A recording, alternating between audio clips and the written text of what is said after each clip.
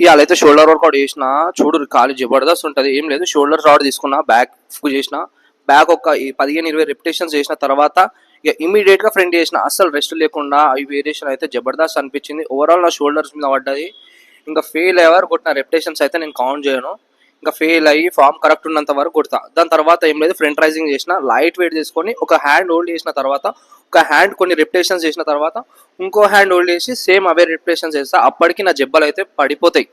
చెప్తున్నా కదా, ఇట్లా ట్రై చేయరు. అప్పుడప్పుడు మస్తు అనిపిస్తుంది షోల్డర్ పంప్.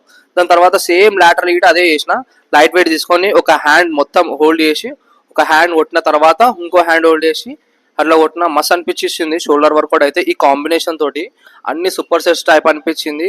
ఇంకా నెక్స్ట్ నాకు షోల్డర్ చేసినాక లెవ్వలే నా చేతులు.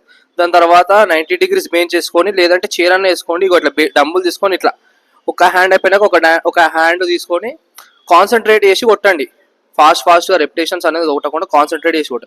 దాని తర్వాత బెండ్ ఓవర్ చేసిన, బెండ్ ఓవర్ గిట్ట చూడండి ఒకసారి వీడియోలో గమనించండి.